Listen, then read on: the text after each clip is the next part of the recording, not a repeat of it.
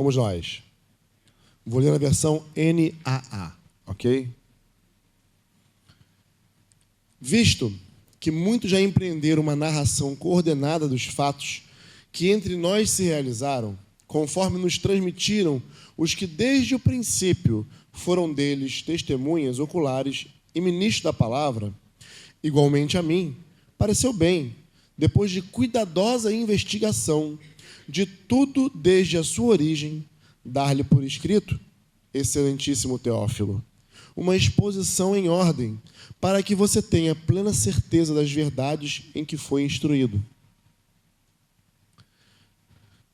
Nos dias de Herodes, rei da Judéia, houve um sacerdote chamado Zacarias, do turno de Abias. A mulher dele era das filhas de Arão, que se chamava Isabel. Ambos eram justos diante de Deus, vivendo de forma irrepreensível em todos os preceitos e mandamentos do Senhor. Eles não tinham filhos, porque Isabel era estéril, e os dois já tinham idade avançada. E aconteceu que, enquanto Zacarias exercia o sacerdócio diante de Deus, na ordem do seu turno, coube-lhe por sorteio, segundo o costume sacerdotal, entrar no santuário do Senhor para queimar o incenso. Durante esse tempo, toda a multidão do povo permanecia na parte de fora, orando. E eis que apareceu a Zacarias um anjo do Senhor, em pé, à direita do altar do incenso. Ao vê-lo, Zacarias ficou assustado, e o temor se apoderou dele. O anjo, porém, lhe disse: não tenha medo, Zacarias, porque a sua oração foi ouvida. Isabel, sua esposa, dará à luz a um filho, a quem você dará o nome de João. Você ficará alegre e feliz, e muitos ficarão contentes com o nascimento dele, pois ele será grande diante do Senhor. Não beberá vinho, nem bebida forte, e será cheio do Espírito Santo, já desde o ventre materno. Ele converterá muitos dos filhos de Israel ao Senhor, seu Deus, e irá diante do Senhor no espírito e poder de Elias, para converter o coração dos pais aos filhos e converter os desobedientes à prudência dos justos, e habilitar para o Senhor um povo preparado. Imagina. Vamos lá, entra comigo na história. Não deixa eu viajar sozinho, não. Eu sempre gosto de recomendar para quem está querendo começar a ler a Bíblia, começar por algum lugar ou recomeçar, eu sempre, particularmente, oriento o Evangelho de Lucas. Por que o Evangelho de Lucas? Porque o Evangelho de Lucas, ele tem uns detalhes que dialogam muito mais conosco, né, que somos aqui os gentios que foram alcançados pela palavra, do que com os judeus. Faz muito mais sentido para um judeu ler o Evangelho de Mateus, que também era judeu, do que ler o Evangelho de Lucas. Porque Lucas, como vocês viram aqui desde o início, ele já começa falando, justificando que ele começa a fazer uma curadoria, né? Ele começa a fazer estudos e ouvir relatos e colocar isso num documento para um homem chamado Teófilo, né? Que já havia sido instruído, inclusive, acerca do Senhor.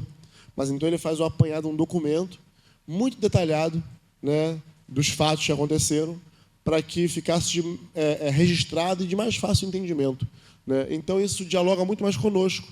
Ele é bem detalhista. No Evangelho de Mateus você não vai encontrar isso. Na verdade, você nem vai encontrar aqui os detalhes do nascimento de João. Você vai encontrar que João Batista nasceu e veio do deserto, né? Porque Lucas queria trazer um relato assim mais detalhado, porque tem coisas, tem rituais judaicos, né, que não são costumes nossos, nem dos gentios da época. Então ficaria uma coisa assim meio esquisita, meio sem entendimento. Então Lucas, ele é um excelente evangelho para aqueles que nunca tiveram contato com a Bíblia, querem entender melhor as ordenanças e a vida de Jesus, né? Posteriormente a isso, eu recomendo que leia Mateus, depois Marcos, depois João. Então, vamos viajar comigo aqui na história. Lucas começa o relato falando de como se daria o nascimento de João Batista. Aquele que seria o precursor, aquele que prepararia o caminho, de arrependimento para o Messias, para Jesus Cristo, né? Eu quero ser um pouco mais detalhista, porque talvez, até mesmo no Evangelho de Lucas, talvez você não esteja familiarizado com o que está acontecendo aqui. E eu quero ser bem detalhista para poder entrar no tema contigo do que eu quero falar hoje, né? Zacarias era um sacerdote, né?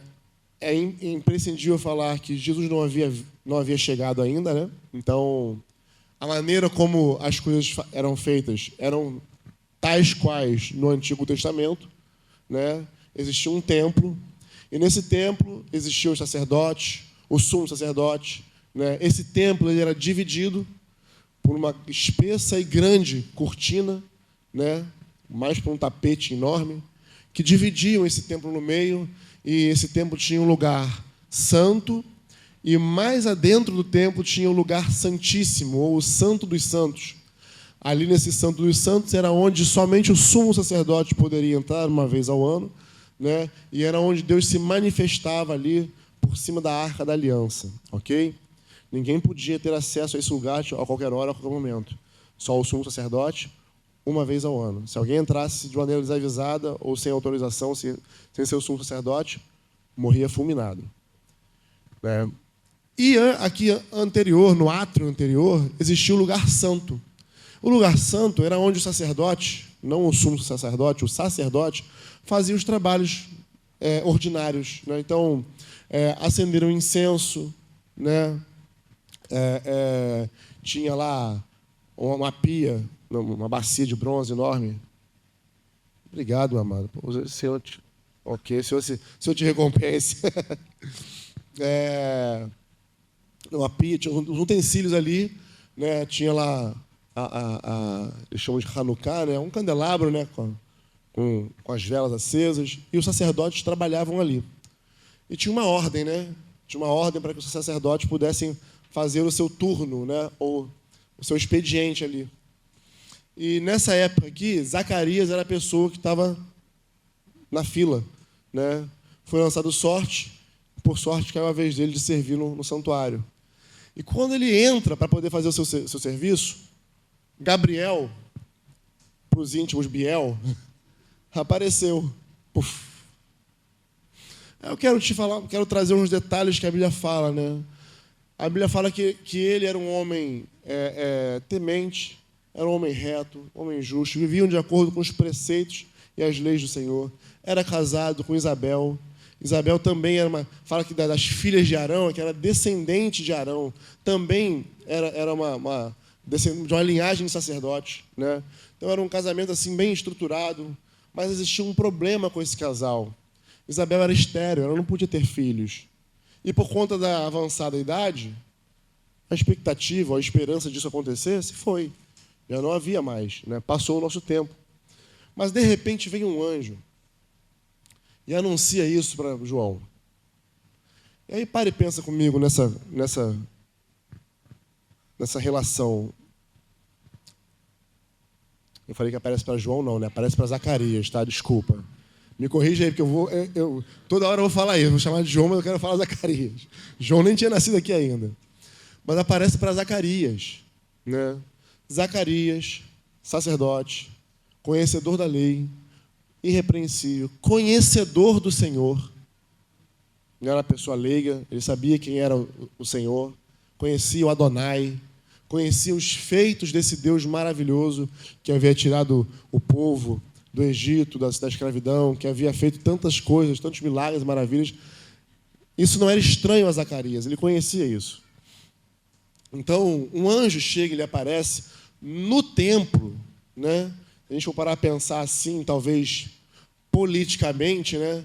Não existiria um lugar melhor para que o anjo aparecesse, então, num templo, num lugar sagrado, num lugar separado.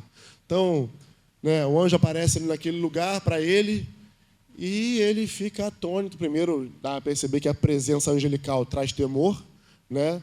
Dentre esse e entre outros relatos, todo anjo que aparece para um homem, o homem já quer se prostrar, adorar, ficar desesperado, com medo, né? Mas anjo não recebe adoração, importante dizer. E não foi diferente com Zacarias. Entretanto, o anjo fala assim: olha, não tenha medo não. A tua oração foi ouvida. E quando eu li essa parte do texto, eu fiquei me perguntando, será que, com já avançada idade, Zacarias ainda queria ter filho? Ou será que isso foi uma oração que foi feita lá no início, nos primórdios? Sabe aquela oração que você faz e nem se lembra mais? Tipo, tu orou e... Deixa eu falar uma coisa contigo. Até um parênteses aqui. Abre um parênteses. Toda oração que você faz, Deus ouve. Porque Ele é um Deus vivo, poderoso. Ele ouve. Pode ser que não responda e pode ser que não atenda de pronto momento, dependendo da circunstância, porque Ele sabe o que é melhor para nós, né? Eu sou pai de uma menina de 8 anos. Se ela pedir a mim, pai, deixa eu dirigir teu carro? Óbvio que não. Óbvio que não. Mas vai chegar um momento em que esse pedido dela vai ser atendido. Quando ela tiver maior idade, habilitada, capacitada, né? Então, Deus é assim conosco também. Não quer dizer que eu não ouvi a minha filha. Eu ouvi. Mas não é o tempo, não é o momento. Então, muitas vezes nossas orações não são respondidas porque não é o tempo, nós não estamos maduros o suficiente para receber aquilo. Ou porque talvez, como Deus aqui, como eu pensei na hora, né? Quando foi a única resposta que eu encontrei, na verdade eu não, né? Acredito que Deus tenha me revelado isso. Tem orações que não são respondidas porque no tempo certo Deus vai respondê-las para exaltar e glorificar o nome dele, né? Eu acredito que foi o caso de Zacarias aqui, né? Ele orou, na minha cabeça funciona assim, né? Ele orou quando naturalmente era possível que ele tivesse um filho com Isabel. E depois de muitas e muitas tentativas, Isabel não engravidava, então começa a se orar, né? Vamos orar. Mas aí o tempo passa, né? Já lá, de repente, sei lá, no auge dos seus 80 anos, não sei, 70, não sei. Já fica um pouco mais difícil. E isso tem a tendência de roubar a nossa fé, né? De assim, não, já passou o tempo. Não foi o caso de Zacarias. Mas, mesmo tendo ouvido essa mensagem de Gabriel, ele tem uma conduta muito interessante. Eu quero que você entenda. Tudo estava propício para que Zacarias olhasse e saísse dali do templo o quê? Dando cambalhota. Pô, fui agraciado, fui contemplado, né? Recebi favor do Senhor, né? Num templo, trabalhando para Ele, no lugar mais propício possível para se receber uma resposta de uma oração. Tudo perfeitamente encaixado. Mas olha o que Zacarias responde, né? A primeira coisa que sai da boca de Zacarias é isso aqui, ó. Versículo 16. Então Zacarias perguntou ao anjo: como terei certeza disso? E a justificativa é: pois eu sou velho e a minha mulher também já tem idade avançada. Um sacerdote, experimentado no seu serviço, conhecedor das leis, conhecedor da palavra, com uma conduta irrepreensível, entretanto, sem fé alguma para receber aquilo que um dia ele pediu da parte de Deus. E não foi qualquer filho que ele recebeu, não é qualquer gestação, não é uma gestação como outra. Era alguém extremamente especial. Era alguém que prepararia o caminho para o Messias. Era alguém que seria cheio do Espírito Santo desde o ventre materno, coisa que até aquele momento era impossível. Então, João Batista nasceria já quebrando todos os paradigmas espirituais da época. Mas ainda assim, a única coisa que saiu da boca de Zacarias é: como terei certeza disso? É mais ou menos assim: que garantia tu me dá? Tem certeza? Como é que eu vou saber se é verdade? Foi mais ou menos isso que Zacarias fez. No templo, devidamente vestido, com as suas estolas sacerdotais, servindo ao Senhor, servindo a Deus, àquele que enviou esse mesmo anjo para responder um dia a sua oração. E a resposta de Zacarias foi: tem certeza? Tu não olhou o Waze aí errado e entrou na rua errada e não está entregando o recado errado? Como é que vai ser isso aí? Eu tenho a idade avançada. Praticamente Zacarias falou assim: acho que dessa vez tu errou. Dessa vez tu garoteou aí. E aí, a resposta do anjo foi o seguinte, no versículo 19. O anjo respondeu: eu sou Gabriel, que estou a serviço de Deus, e fui enviado para falar com você e trazer essa boa notícia. Todavia, você ficará mudo e não poderá falar até o dia em que essas coisas vierem a acontecer, porque você não acreditou nas minhas palavras, as quais, no devido tempo, se cumprirão. O povo estava esperando Zacarias e admirava essa demora dele no santuário. Quando Zacarias saiu, não lhes podia falar. Então entenderam que ele havia tido uma visão no santuário e expressava-se por sinais e permanecia mudo. Aconteceu que, terminados os dias do seu ministério, Zacarias voltou para casa. Passados esses dias, Isabel, a mulher de Zacarias, ficou grávida. E ela não saiu de casa durante 5 meses, dizendo: foi isto o que o Senhor me fez, ao contemplar-me, para acabar com a minha vergonha diante das pessoas. Por que ela fala isso? Porque era um senso comum, né, naquela época. A valorização de uma mulher, naquela cultura, naquele tempo, era a capacidade que ela tinha de dar filhos ao seu marido e a constituir descendência ao seu marido, né? Se ela tivesse um filho macho, era uma mulher de grande valor e vigor. Se tivesse uma menina, já não seria assim tão bom, porque essa menina casaria com outro e não daria descendência ao seu pai, ao nome do seu pai na família. E se ela não desse filho nenhum, essa era desprezada, menosprezada pela sociedade, como ela diz aqui, né? Então, quando Isabel ficou grávida, e já ficou 5 meses em casa, o meu entendimento é assim: ela ficou 5 meses até a barriguinha aparecer. Quando a barriguinha começou a aparecer, ela: opa, vou sair agora na rua, que eu vou tirar onda com essa rapaziada aí, porque minha vergonha se foi. O Senhor me favoreceu, né? No 6º mês, agora eu quero que você... Bom, aqui aconteceu que... Aqui já se passaram 5 meses daquilo que o anjo havia falado com Zacarias. Ok? Não perde a conta, não.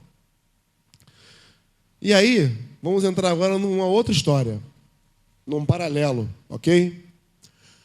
Versículo 26. No 6º mês, o anjo Gabriel foi enviado... Gabriel estava trabalhando bastante aqui, né? Foi enviado por Deus a uma cidade da Galileia, chamada Nazaré, a uma virgem que estava comprometida a casar com um homem da casa de Davi, cujo nome era José. A virgem se chamava Maria. E, aproximando-se dela, o anjo disse: salve, agraciada, o Senhor está com você. Ela, porém, ao ouvir esta palavra, perturbou-se muito e pôs a pensar no que poderia significar essa saudação. Mas o anjo lhe disse: não tenha medo, Maria, porque você foi abençoada por Deus. Você ficará grávida e dará à luz a um filho, a quem chamará pelo nome de Jesus. Este será grande e será chamado Filho do Altíssimo. Deus, o Senhor, lhe dará o trono de Davi, seu pai. Ele reinará para sempre sobre a casa de Jacó, e o seu reinado não terá fim. Quase o mesmo anunciado. Quase que ele copiou e colou, fez só uns ajustes aqui, esse aqui não vai ser João, esse aqui vai ser Jesus, esse aqui vai ser o Senhor e tal. Vou trazer a mensagem, com algumas pequenas diferenças. Maria não era uma sacerdotisa. Maria devia ter que ir por volta dos seus 16 anos de idade. Uma mocinha, não muito mais velha do que a minha filha é hoje. Sim, como todo judeu, certamente ela foi instruída em muitas coisas acerca do Senhor, né? Mas ela não tinha todo o conhecimento toda a amplitude que Zacarias tinha na sua época. Entretanto, Maria faz uma pergunta quase igual à de Zacarias. Ela fala assim: como será isto?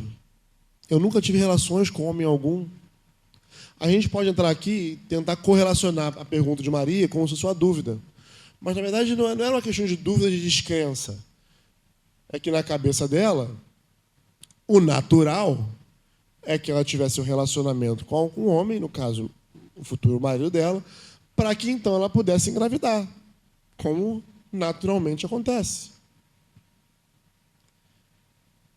O anjo respondeu: o Espírito Santo virá sobre você, e o poder do Altíssimo a envolverá com a sua sombra. Por isso, também o ente santo que há de nascer será chamado Filho de Deus.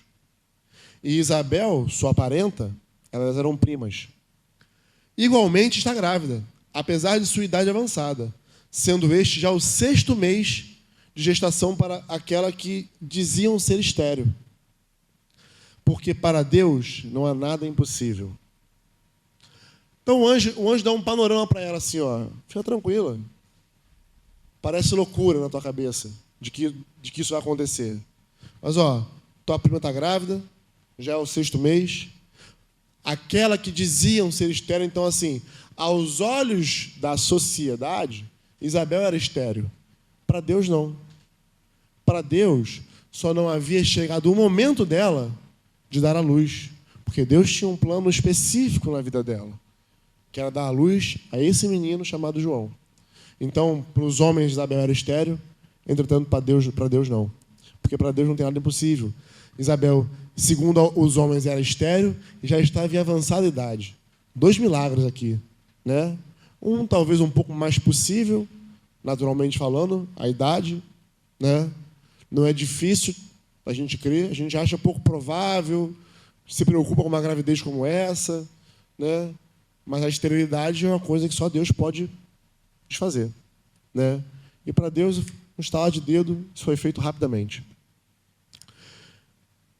E aí, a resposta de Maria, no versículo 38, é assim: então Maria disse: aqui está a serva do Senhor, que aconteça comigo o que você falou.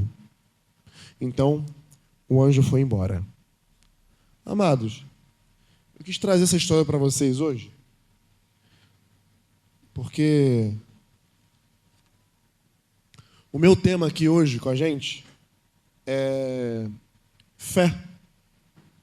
Fé e obediência. A gente pode muito aprender com essas 2 histórias, com essas 2 narrativas, né?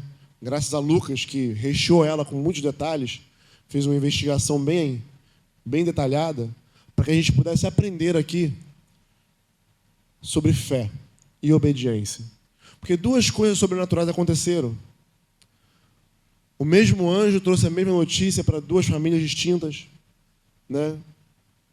E o que mais se aguardava, o mais natural de se acontecer aqui, era que Zacarias olhasse e falasse: não, eu creio. Esperei por isso muito tempo da minha vida. Aguardei esse dia com muita expectativa. Era para ele falar como Maria falou: está aqui o servo do Senhor. Faça-se em nós, cumpra-se em nós a tua palavra, Senhor.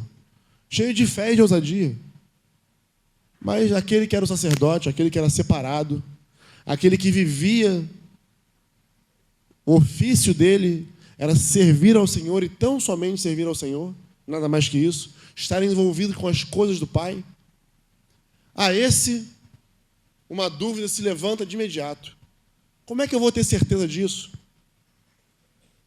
Esse é um grande problema nosso nos dias de hoje, queridos, acerca da fé. Porque, segundo o autor de Hebreus, vamos lá em Hebreus 11, só para a gente poder trazer sustância sobre o que eu estou falando, para não ficar nas minhas palavras. Mas Hebreus 11, versículo 1, traz a perfeita definição da fé. Que diz assim, é um texto conhecido, né? Ora, a fé é a certeza certeza das coisas que se esperam e a convicção de fatos que não se veem. O que isso quer dizer, amados? Certeza das coisas que se esperam. É porque a fé gera expectativa no nosso coração. Nós esperamos ter fé. Nós esperamos que aquilo que gera expectativa em nós aconteça. Mas não aconteceu ainda. Você não viu, não recebeu, não está na tua mão, você não apalpou, não se materializou. Você não sentiu. E deixa eu falar aqui bem de maneira veemente, fé não é sentimento. Repete comigo, fé não é sentimento. Fé não é sentimento, queridos. Você não sente fé. Nossa, acordei hoje sentindo uma fé danada. Hoje eu ressuscito morto, com certeza. Não. Fé não tem nada a ver com sentir. A fé é a certeza de fatos que ainda não aconteceram. Você não viu com os seus olhos naturais, mas com os olhos da fé, você já alcançou. Você já creu em Deus nisso. E a convicção de fatos que não se veem. Como é que você não vê e isso é um fato? Como é que você vai apalpar um fato que você não viu? Eu tenho um fato. Eu seguro uma Bíblia em minhas mãos. Está aqui. Por que você crê? Porque você está vendo. E isso é uma evidência de que o que eu estou falando é verdade. Mas a fé, queridos, é um tanto quanto contraditória nesse sentido. A fé é justamente aquilo que Jesus fala para Tomé, né? Tomé fala, toca nas chagas, Tomé. Vai, toca aí. Não seja incrédulo ou descrente, mas seja crente, creia. Tenha fé. Né? Tomé precisou ver e tocar para reconhecer que ele era o Senhor. Mas Jesus fala, se eu não me engano, com Natanael, né? Quando ele fala com Natanael, que viu Natanael debaixo da figueira, né? Quando ele nem mesmo estava lá, então, né, o que nos leva a entender que Natanael estava sozinho e Jesus contemplou Natanael na figueira. E aí Natanael fala assim, nossa, tu é o Senhor, tu é Filho de Deus. E aí Jesus fala assim, porque você viu, você creu? Bem-aventurado aqueles que não viram, mas crerão. Futuro. Ele está falando de nós. Ele está falando de toda a geração que não contemplou Jesus Cristo com os olhos naturais. Que não contemplou Jesus com os olhos carnais. Mas creram no seu coração que Ele é o Senhor, que Ele é o Filho do Altíssimo. Tal qual como Maria, que diferente de Zacarias, não tinha toda a sua instrução, era uma jovenzinha, saindo da sua adolescência, meio adolescente para jovem, né? Já comprometida. E Maria nem quis saber, nem quis pensar assim, meu Deus, eu vou ficar grávida, o que meu marido vai pensar? Ele vai pensar o que naturalmente qualquer homem pensa. Se põe aí no lugar de José. Para a gente é fácil ouvir isso aqui. Como diz Cláudio Duarte, né? Você não é o Zé, né? Tua mulher aparece grávida. Ela é virgem. Apareceu barriguda. Como é que é isso? Explica isso aí. 1 mais 1 é 2, 2 mais 2 é 4. Filha, tu me engabelou. Mas até a Bíblia relata que José era um homem tão justo que quis deixar ela assim de maneira secreta, para que não fosse difamada. Mas aí Deus interviu, foi lá o mesmo anjo, deu um sonho para ele, falou com ele. E falou, não, fica tranquilo, está tudo dominado, relaxa. Fica tranquilo, você não teve isso aí que você está pensando, não. Tem integridade aí no rolo, entendeu? E aí isso acalmou o coração de José, entendeu? Mas Maria não quis nem saber. Ela nem parou para fazer conta assim, puxa vida, mas como é que vai ser isso? Eu vou sentir um arrepio? Eu vou sentir um espasmos? Um relâmpago vai me atingir? Eu vou ser coberto de fumaça? Não. Ela não fez essa conta. Ela não quis saber como isso aconteceria. Ela só falou assim, cumpra-se em mim tudo aquilo que o meu Senhor disse. E tudo que nós precisamos, amados, é de uma palavra como essa, para que a fé brote no nosso coração. Cumpra-se em mim aquilo que o Senhor falou. E tem coisas que o Senhor falou E aí, aqui, a gente está lendo uma história de uma maneira muito específica, muito direcionada, mas tem coisas que Deus falou a teu respeito que está aqui. Está aqui nesse livro. O livro da vida. A palavra escrita. Tem promessas, profecias, leis, ordens, ordenanças, mandamentos, para que a gente cumpra e seja bem-sucedido em tudo aquilo que a gente fizer. Mas sabe o que acontece? A impressão que dá é que a fé vai escorrendo pelos dedos, pelas mãos. Parece que algo muito grande se levanta na nossa vida que nos impede de transpor, de ir além, de ultrapassar a barreira, de vencer o gigante.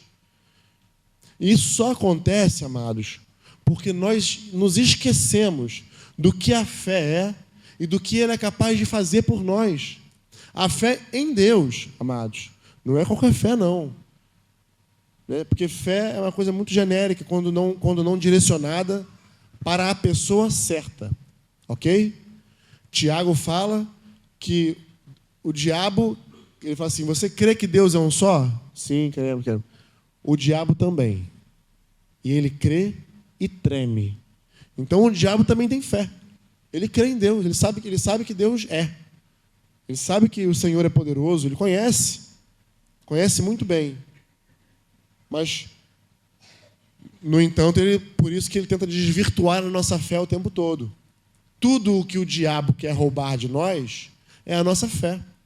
Ora, a Bíblia fala que sem fé é impossível agradar a Deus, porque é necessário que aqueles que se acheguem a Deus creiam que Ele exista. Creiam nele. Como é que você vai se achegar diante de alguém que você não vê, que você não tem como apalpar, e falar, é real, e crer nele? Isso exige o quê? A prática de Hebreus 11. Ora, a fé é o princípio das coisas que não se veem, o princípio das coisas que se esperam, e a convicção de fatos que não se veem. Vamos traduzir isso de uma maneira melhor, para poder mais visual. E eu gosto muito, quem me conhece sabe que eu sempre falo sobre isso, eu gosto muito de usar esse texto para poder exemplificar isso. Imagina você com mais 11 pessoas. Imagina aí, eu quero que você imagine. Imagine você e mais 11. Ou seja, 12. Já sabe onde eu vou te colocar, né? Agora, imagina você e mais 11 num barquinho. Imaginou você e mais 11 no barquinho? Agora imagina você e mais 11 num barquinho de noite. E numa noite bem escura. Agora imagina você e mais 11 num barquinho, numa noite bem escura, com uma tempestade no meio desse mar onde você está, com esses 11. O barco balançando, batendo. E alguns desses que estão contigo conhecem muito bem aquele mar ali, pescavam ali. Não são homens medrosos que não conhecem como navegar. E aí a onda batendo, vento soprando, mar agitado, e você está lá dentro. Aí, de repente, chega um camarada andando sobre as águas. E isso promove espanto, pavor. Tanto pavor que um deles fala assim, meu Deus, é um fantasma. Olha a crendice. E aí, esse homem fala assim, não tenho medo, sou eu. Eu quem? Jesus. Jesus foi o primeiro surfista a ter registro bíblico. Ele inventou o surf. A galera que não está no Havaí, não no Lulu, nada disso. Jesus Cristo, parceiro, surfou sem prancha. Ó. Foi lá andando sobre as águas. Só que aí no meio desses 11, junto contigo, tem um camarada maluco. O nome dele é Pedro. Aí ele fala assim, meu irmão, se é tu mesmo, me manda ir aí ter contigo. Para e pensa, queridos, nessa passagem bíblica. Isso é pura fé. Mas não uma fé qualquer. Não uma fé de qualquer maneira. E obediência. Porque Jesus falou assim, então vem. Porque, beleza, até Pedro falar, qualquer um de nós fala. Né? Essa é tu mesmo, vai aí, manda aí ter contigo aí. E aí ele fala assim, então vem. Aí mudou um pouco o negócio de figura, né? Que aí você descer do barquinho, aquele pessoal olha assim, pô, ó, olha o natural aqui, ó. Pera aí, mas aqui é água, pô. Aqui não é sólido, não é firme. Como é que eu vou pisar aqui? Vou afundar, pô. Mas Pedro, para mim, era tão doido que ele nem pensou nisso. Ele falou assim, se é ele mesmo, então eu vou lá ter com ele. Pedro já tinha visto Jesus ressuscitar uma menina, né, no particular. Os outros não tinham visto. Pedro tinha visto algumas particularidades de Jesus mais de perto. Talvez isso tivesse feito ele ter essa ousadia, essa confiança, ou essa doideira de falar isso. Me manda aí ter contigo aí. Então tá, então vem. Então Pedro desce do barco e quando bota o pé na água, não afunda. Mas tem um detalhe nessa passagem bíblica que é assim. Deixa eu vir para cá porque eu vou andando, o celular não mexe, né? Pedro seguiu olhando para Jesus. A tempestade não passou. O mar não se acalmou. A escuridão não passou, não se tornou dia. Ainda era noite, escuro, trevas. O vento soprava muito forte. A gente viu aí, ó, o que a água pode fazer aí. Teresópolis, Petrópolis, está tudo debaixo d'água. Tempestade nesse nível. Barco balançando. Alguns já tinham vomitado, outros não, imagina. Né? Pedro seguiu olhando fixamente para Jesus. E enquanto ele olhava fixamente para Jesus, ele seguiu caminhando. É exatamente isso, amados, que essa história quer nos ensinar. Ela quer nos ensinar que enquanto nós olharmos firmes para Jesus, o mundo à nossa volta pode desabar. Mas enquanto nosso olhar estiver fixo nele, fixado nele, não quer dizer que não vai ter problema. Vai ter problema, claro que vai. Ó, o mar está agitado. O vento, desculpa aí, gente, está na transmissão, perdão. O vento está soprando. Está escuro, você não enxerga direito. Eu falei aqui em março do ano passado de uma tempestade que eu peguei com o Flavinho e com o Felipe, vindo de São Paulo. Foi a primeira vez na minha vida que eu tive medo de pegar uma chuva dirigindo, porque eu não enxergava nem o capô do carro na frente. E está lá o Felipe orando uma oração que Zezé ensinou para ele, né, Felipe? Senhor, nos cobre com teu manto, nos cobre com teu manto. Porque justamente naquela rodovia, era uma rodovia onde eu já tinha visto que há muito tempo atrás havia ocorrido um engavetamento colossal. E não foi nem por conta de chuva, foi por conta de neblina. Então os caminhões, as carretas que passavam ali não viram os carros e morreu muita gente naquele dia. E quando isso me veio à memória, eu falei, meu Deus, eu não posso parar aqui. Porque a vontade que eu estava era de parar o carro no meio da estrada. Mas eu não tenho como enxergar. E se eu não tenho como enxergar, o motorista do caminhão também não tem como me enxergar. E nesse dia era chuva e neblina. Tentei parar no acostamento, no SOS que tinha da via lá que tinha de segurança, mas tudo lotado. Eu falei, Senhor, essa tempestade vai passar, eu vou passar por ela. A 20 por hora, 30 por hora, Senhor, guarda a gente. Eu fico imaginando nesse dia, eu estava dentro de um carro, teoricamente seguro, andando, e Pedro estava andando sobre as águas, na mesma tempestade. E enquanto ele olhava para Jesus, ele seguiu andando. E olha, ele chegou bem perto de Jesus. Mas em dado momento, numa fração de milésimos de segundo, ele resolveu tirar os olhos de Jesus e olhar para o lado. Quando ele olhou para o lado, o que ele viu? O caos. Ele viu o caos à sua volta. Ele viu a tempestade, ele viu o mar agitado, ele percebeu novamente as densas trevas, a noite escura. E um homem naturalmente vai racionalizar e pensar, o que eu estou fazendo fora desse barco? Eu vou afundar. E, obviamente, naturalmente, foi o que aconteceu. Porque não podemos andar com Jesus de maneira natural. O que é natural diz respeito ao nosso intelecto e ao nosso corpo físico. Isso é natural. Eu pego um telefone, ele tem muitas matérias aqui, tem borracha, vidro. Eu pego a Bíblia, tem couro. Acho que não é couro não, mas, enfim, imitação. Tem papel, né? Eu pego a água, ela está molhada. O copo é de natural. Mas quando nós somos instruídos a depositar a nossa fé em Jesus Cristo, isso transcende o natural. É uma porta que se abre e você precisa dar um passo, assim como Pedro, em direção a essa porta da fé. E essa porta não tem um caminho que você olhe com os seus olhos e veja, eu posso trilhar esse caminho. Não. Esse caminho é posto nos seus pés, diante dos seus pés, à medida que você dá o passo. Deu um passo, opa, não caí. Dei outro, opa, não caí. E esses passos dados em direção ao Senhor, nesse caminho sobrenatural, é o que vai te aproximar cada vez mais de Jesus e é o que vai possibilitar você cada vez mais a viver o sobrenatural dele. Com isso eu não quero dizer que você vai viver aí beliscando os anjos, andando pelas nuvens, voando, não é nada disso, querido. Não estou falando disso, por favor. Eu estou falando de viver o sobrenatural de Deus, tal qual Isabel e Zacarias viveram.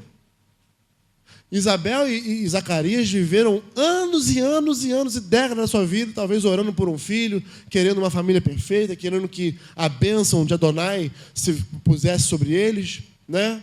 Mas em dado momento, num único, exclusivo e dado momento, esse sobrenatural veio sobre eles. Puf, toma aí, recebe. Quando veio, Zacarias não aproveitou muito, né? Se dependesse, amados,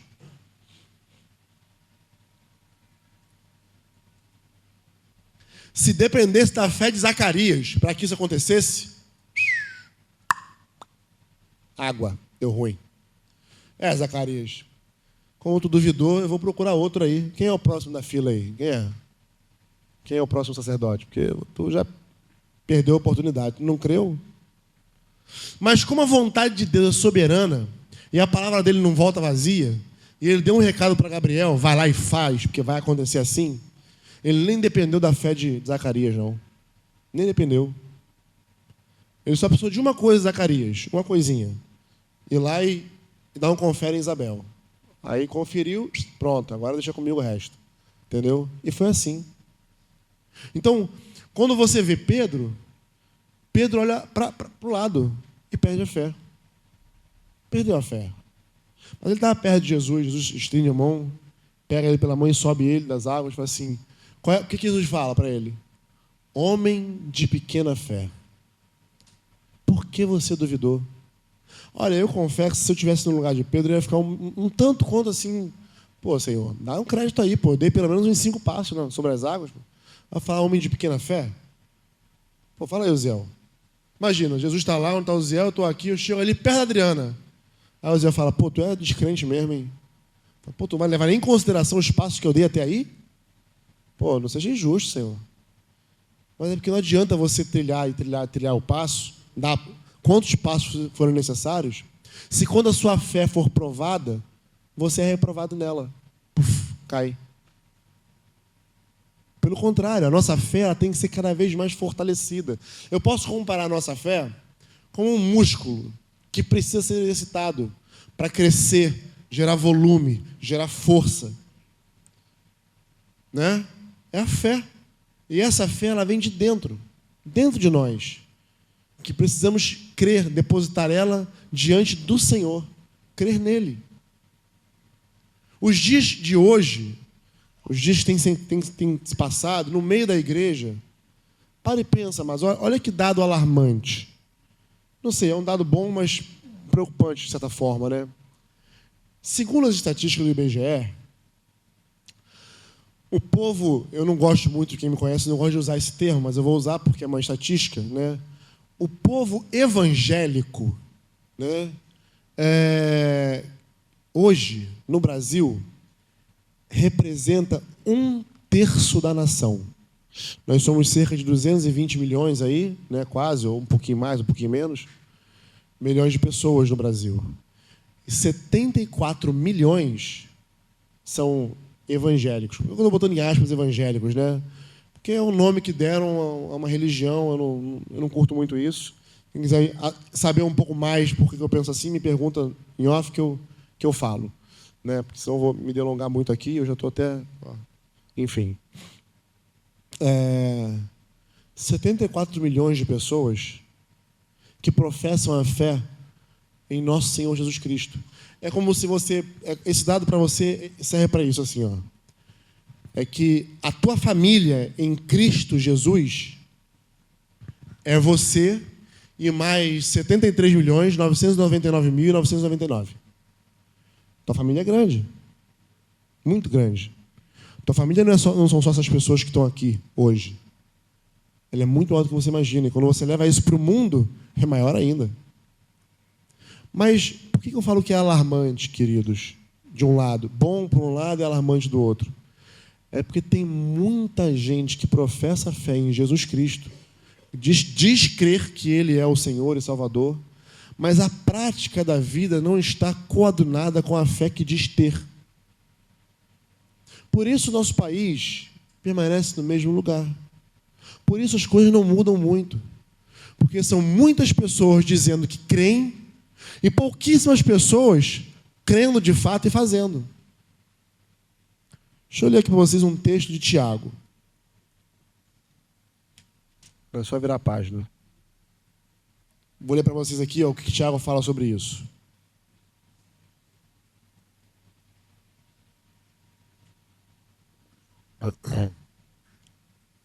Meus irmãos, qual é o proveito se alguém disser que tem fé, mas não tiver obras? Será que essa fé pode salvá-lo? Se um irmão ou uma irmã estiverem com falta de roupa e necessitando do alimento diário, e um de vocês lhe disser, vão em paz, tratem de se aquecer e de se alimentar bem, mas não lhe dão o necessário para o corpo, qual é o proveito disso? Assim também a fé, se não tiver obras, por si só é morta. Mas alguém dirá, você tem fé e eu tenho obras. Mostre-me essa tua fé sem as obras, e eu com as obras lhe mostrarei a minha fé. Você crê que Deus é um só? Faz muito bem. Até os demônios creem e tremem. Seu tolo, você quer ter certeza de que a fé sem obras é inútil? Por acaso não foi pelas obras que Abraão, nosso pai, foi justificado quando ofereceu o seu filho Isaque sobre o altar? Você percebe que a fé operava juntamente com as suas obras e que foi pelas obras que a fé se consumou. E se cumpriu a escritura que diz, Abraão creu em Deus e isso lhe foi atribuído para a justiça e ele foi chamado amigo de Deus. Assim, vocês percebem que é uma pessoa justificada pelas obras e não somente pela fé. O que Tiago quer falar aqui? Tiago não está querendo dizer que a sua salvação depende das obras. Não confunda isso. Porque senão você vai entrar numa confusão de temas. A Bíblia fala, né, Paulo fala, que a salvação ela vem da graça de Deus. Não de obras, nem de homem nenhum, para que ninguém se glorie. Ok? Não vem de nós, é dom de Deus. Salvação vem pela graça. Graça, favor e merecido. Não é o que Tiago está falando aqui. O que Tiago está falando aqui é acerca da sua fé. E que essa fé tem que produzir alguma ação. É assim, tu crê... Eu vou dar um exemplo. Eu assisti um filme ontem com a minha esposa, ontem à noite. Né? É um tema um tanto quanto polêmico para mim. Né? É um filme que fala especificamente sobre adoção, né? Mas eu gostei muito do filme, até recomendo que assista. Qual é o nome do filme? Não, é Som da Esperança? O Som da Esperança, isso aí. Baseado em fatos reais, porque se é fato, é real. Entendeu? Muito bom filme, assistam, se vocês puderem. Está no Netflix, né? Não, está no Prime. Enfim, procura lá e assiste o filme, pô. Enfim. Mas o filme conta a história de uma família, né? Um pastor e sua esposa, que receberam de Deus a incumbência de adotar crianças. Crianças abandonadas, sofridas. E no caso desse pastor, Deus começou com a esposa dele, né? Vou dar spoiler do filme aqui, mas, né, enfim, eu vou ter que embasar para poder falar a minha pregação. Desculpa aí. Começou com a esposa dele, ardendo no coração dela, por conta de uma profunda depressão que ela teve, originada pela morte da mãe dela, que era uma mulher temente a Deus. Ela ficou depressiva, né? Mas ela orou a Deus, Deus tirou a depressão dela, respondendo a ela que então ela deveria adotar algumas crianças. Isso soou como uma loucura para o marido, mas Deus também começou a cutucar o homem lá, e ele recebeu então essa incumbência. E ele não recebeu somente essa incumbência, mas ele chegou diante da assistência social falando que ele queria as crianças mais problemáticas para poder ter. Bom, e o filme se desenrola, né? E Deus move sobre aquela cidade, e até hoje é um grande feito na história o que aquela cidade, uma cidade muito pequena, fez na vida dessas crianças que foram abandonadas, né?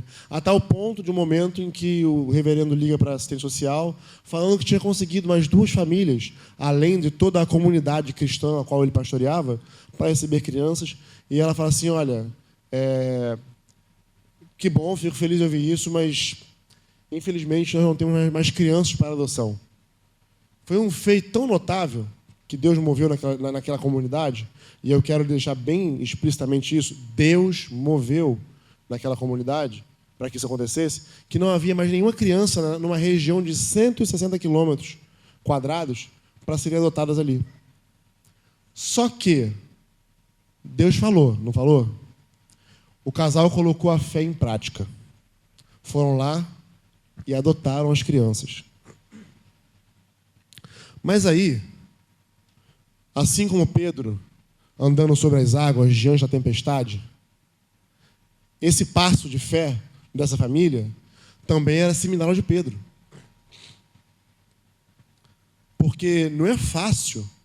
A adoção não é uma questão fácil. A adoção não é um assunto para poder suprir carência, não é nada disso. É algo extremamente sério, seríssimo, porque você está lidando com uma vida. Imagina, não é um produto que, eu não gostei desse telefone, alguém quer, eu vendo, eu dou, eu quero outro, eu quero um iPhone. Não é isso, não é um produto, não é uma mercadoria.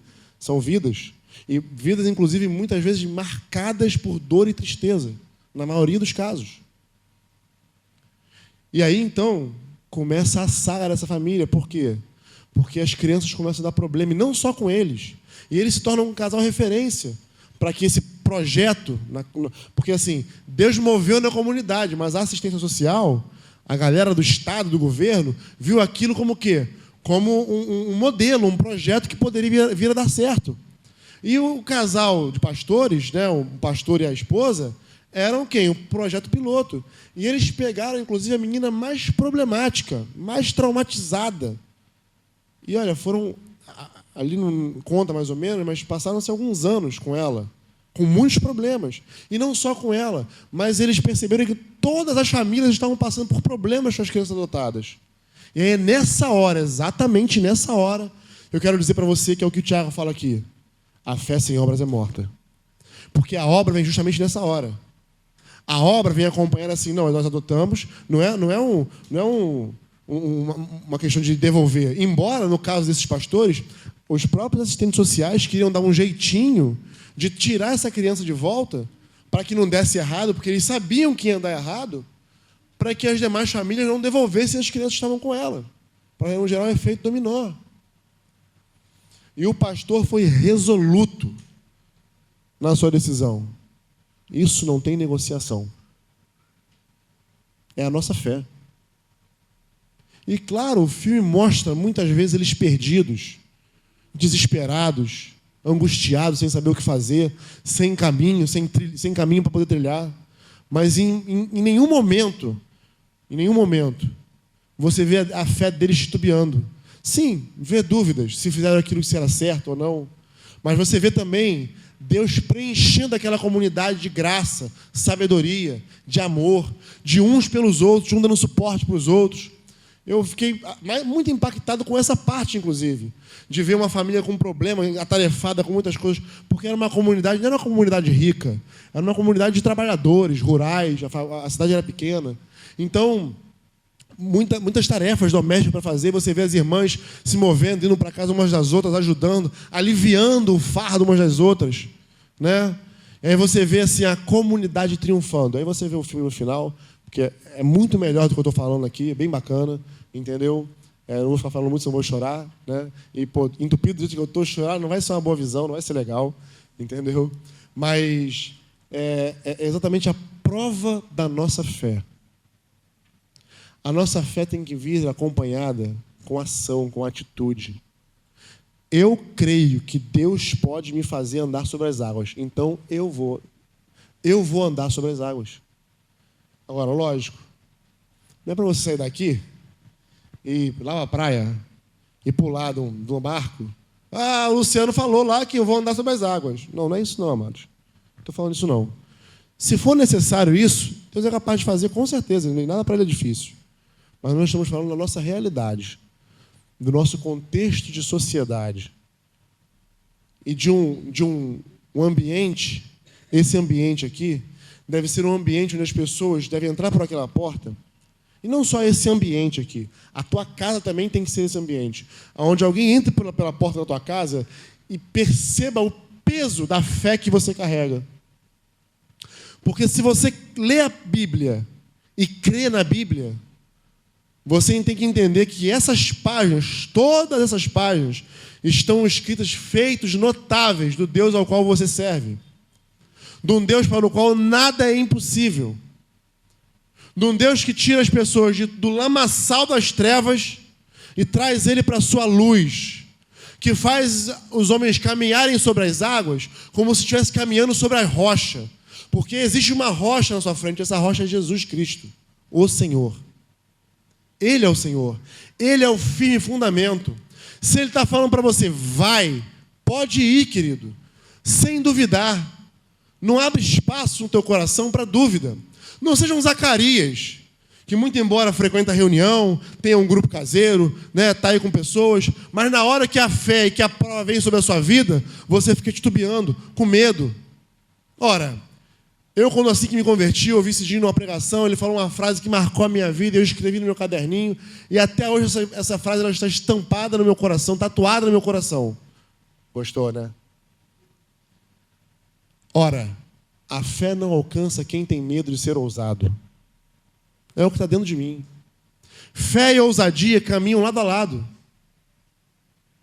Lado a lado. Ou você acha que Josué não poderia invadir Jericó com todo o aparato militar que ele tinha, com todo o conhecimento de guerra que ele possuía, com todos os feitos heróicos que ele já havia feito antes, com Deus? Josué conhecia o Senhor. Ele sabia que se ele invadisse Jericó, ele poderia tomar aquela cidade. Mas de que maneira o Senhor fez com que Josué tomasse Jericó? De uma maneira muito louca, dando voltinha à volta da cidade, andando e marchando. Muito possivelmente, para alguns soldados ali, aquilo não fazia sentido algum. Não fazia. Mas foi a instrução de Deus para Josué. E no sétimo dia, né? Sétimo dia, pelo Senhor e por Josué. Trocaram a trombeta. O que aconteceu com a cidade, com os muros? O que aconteceu? Os muros caíram, queridos. Foi a força da trombeta que fez o muro cair? Foi a pisada do exército que fez aqueles muros tremerem, caírem? Claro que não, queridos. Foi o Adonai, o Todo-Poderoso, o Senhor dos Exércitos, aquele que não conhece o que é derrota em nenhuma guerra. Ele não sabe o que é isso. Ora, se ele fala para você avançar, avance. Ainda que isso possa parecer loucura aos seus olhos. Porque, afinal de contas, Deus chama as coisas loucas desse mundo para confundir as sábias. Deus chama aqueles que não são para confundir as que são. Não se apoia, não se estriba na tua sabedoria. Se apoia naquilo que Deus tem para você. naquilo que Deus já falou contigo. E certamente eu estou falando com pessoas aqui hoje que já ouviram Deus falar, que já ouviram Deus prometer alguma coisa, que já ouviram Deus responder orações e talvez também já viram milagres acontecer. Eu não estou dizendo que a gente vai ver todo dia um milagre, algo sobrenatural, não é isso que eu quero dizer. De novo eu me volto para a história de Zacarias e Isabel. Eles viveram um milagre na vida deles. Viveram toda a vida ali obedecendo às leis, obedecendo a palavra, e de repente, num momento substancial na vida deles, algo sobrenatural aconteceu. Sabe o que é mais interessante da história de Zacarias? Ele ficou mudo 9 meses. Os estudiosos dizem aí, e bom, eu não sou um estudioso, mas eu não concordo muito, tá? Porque os estudiosos dizem que ele ficou sem falar e sem ouvir. Mas o anjo disse para ele que ele não falaria. Eu acho que se ele ficasse mudo, surdo também, o anjo ia falar, tu vai ficar sem ouvir e sem falar. O anjo não dá meio recado, né? Enfim, mas os estudiosos dizem que acham que ele também ficou surdo. Eu não acho, eu discordo, entendeu? Mas há de se convir que para Isabel deve ter sido um alívio tremendo um marido sem falar 9 meses. Fala aí, mulherada. Que bênção. Ele escrevia numa tábua. Pegava lá uma tabuinha e escrevia. Imagina. Agora, com certeza os maridos aí também iam falar assim, poxa, bem que isso podia ser o contrário, né? Ia ser uma bênção. Imagina, a mulher, leva eles para fora. Dá banho nas crianças. Leva aqui, vai ali. Ó, o chuveiro está frio. Quebrou a lâmpada. Imagina. Longe de mim querer causar polêmica. Longe de mim querer ser voz de confusão. Afinal de contas, retiro de casais está aí. Vocês se entendam lá. Entendeu? Mas uma coisa muito interessante acerca da vida de Zacarias é como ele termina esse ato da vida dele, né? No capítulo 1 de Lucas, no versículo 57, diz assim: quando chegou o tempo de Isabel dar à luz, ela teve um filho. Os vizinhos e parentes ouviram que o Senhor tinha usado de grande misericórdia para com Isabel e se alegraram com ela.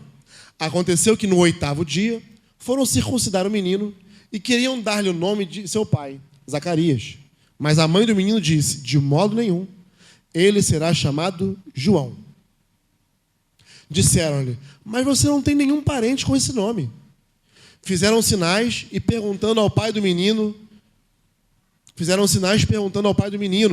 que nome queria que lhe dessem. Então, pedindo uma tabuinha, ele escreveu, o nome dele é João. E todos se admiraram. Imediatamente, a boca de Zacarias se abriu e a sua língua se soltou. Vamos dar uma pausa dramática aqui agora. Né? Não, volta, tira aí. Vai tirar todo o meu... Uma pausa dramática.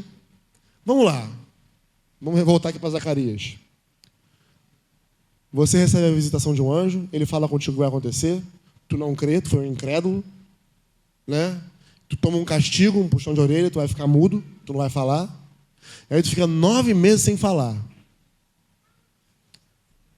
Eu fiquei pensando, quais seriam as minhas primeiras palavras quando isso acontecesse e eu voltasse a falar? Porque eu ia voltar a falar, o anjo falou. Até o dia em que isso acontecer, tu vai ficar mudo. Depois que acontecer, está implícito, tu vai voltar a falar. Quais seriam as suas palavras? As primeiras que saíssem da sua boca? Eu fiquei assim, com muita vergonha. Eu falei assim, eu acho que eu ia falar assim, Deus, brincadeira não, hein? 9 meses sem falar, eu doido para dar a banda nessa mulher, brigar com ela e não pude falar nada. Mas olha o que Zacarias falou. Ele falou assim, então, na continuação do versículo 54, né? Então começou a falar, louvando a Deus. Todos os vizinhos deles ficaram possuídos de temor, e essas coisas foram divulgadas por toda a região montanhosa da Judéia. Todos os que ouviram guardavam no coração, dizendo, o que virá a ser esse menino? E a mão do Senhor estava sobre ele. Agora, olha o que Zacarias falou. Zacarias, o pai de João, cheio do Espírito Santo, profetizou dizendo: Bendito seja o Senhor, Deus de Israel, porque visitou e redimiu o seu povo e nos suscitou plena e poderosa salvação na casa de Davi, seu servo, como havia prometido desde a antiguidade, por boca de seus santos profetas, para nos libertar dos nossos inimigos e das mãos de todos os que nos odeiam, para usar de misericórdia com nossos pais e lembrar-se da sua santa aliança e do juramento que fez a nosso pai Abraão, e conceder-nos que, livre das mãos de inimigos, o adorássemos sem temor, em santidade e justiça diante dele, todos os nossos dias. E você, menino, será chamado profeta do Altíssimo, porque precederá o Senhor, preparando-lhes os caminhos para dar ao seu povo conhecimento da salvação por meio da remissão dos seus pecados, graças à profunda misericórdia de nosso Deus, pela qual nos visitará o sol nascente das alturas, para iluminar os que jazem nas trevas e na sombra da morte, e dirigir os nossos pés pelo caminho da paz. Essas foram as primeiras palavras de Zacarias, quando a boca se abriu. Ele louvou a Deus e profetizou sobre o seu filho o caminho que lhe era determinado. Que a gente tenha tempo o suficiente para fazer o caminho de volta, como Zacarias aqui, e declarar e profetizar, declarar a nossa fé no Altíssimo, não apenas de palavras. Você crê que Deus liberta os cativos? Você crê nisso? Você de fato crê? Você crê no poder do nome de Jesus? Crê? Então deixa eu falar uma coisa para você, querido. Fora desse quadrado, existem pessoas que estão oprimidas, escravas, abatidas, tal qual aquela moça no filme também, uma irmã em Cristo, em depressão, nas trevas. Sabe quem são as pessoas que Deus levantou para libertar essas? Alguém tem algum palpite? Quem são? Eu não sei não. Quem são? Nós quem? Quem? Se você crê nisso de verdade, você crê que você é detentor da palavra da verdade, da palavra da justiça, que sobre você está a autoridade de Jesus Cristo, o Senhor. Se você crê nisso, querido, em nome de Jesus, abre a tua boca. Vai. Não espera um anjo vir e falar como falou com Maria. E não espera um anjo vir e falar como falou com João. Porque isso não vai acontecer mais. Já aconteceu. Já está escrito. Sabe qual é a ordem que está sobre nós hoje aqui? Mateus 28, 18, 19. O que está escrito lá? Alguém sabe? Portanto, vão. Toda a autoridade me foi dada, no céu e na terra. Portanto, vão. Façam discípulos de todas as nações, batizando-os em nome do Pai, do Filho e do Espírito Santo, ensinando-os a guardar tudo aquilo que eu vos tenho ordenado. E eis que estou com vocês todos os dias até a consumação dos séculos. Se você está aqui hoje esperando que um anjo venha sobre a tua vida para te falar, eu não sou um anjo não, amado, mas aqui o anjo já deixou escrito. Palavra do teu Senhor Jesus. Vai. Vai e faz. Vai e fala. Mas não vai de qualquer maneira. Vai crendo. Mas não vai crendo em você. Vai crendo nele. Porque ele pode todas as coisas. Ele quer usar você, tal qual esses músicos estavam aqui usando esses instrumentos e tirando lindas melodias e sons e músicas daqui, desse som, com suas vozes, com microfone, com violão, com carrom, com baixo, hoje não teve teclado. Assim é você nas mãos do Senhor. Esse violão pode fazer um som sozinho? De forma alguma. Se eu falar para ele, toca violão, vai. Toca aí, clama a Jesus. Não vai. É preciso que alguém que domine essa técnica, que domine esse instrumento, Tire dele as mais belas notas e melodias. Você é esse violão. Mas se você ficar igual a ele aqui, ó, estático, se você não pôr à prova a tua fé e não ir,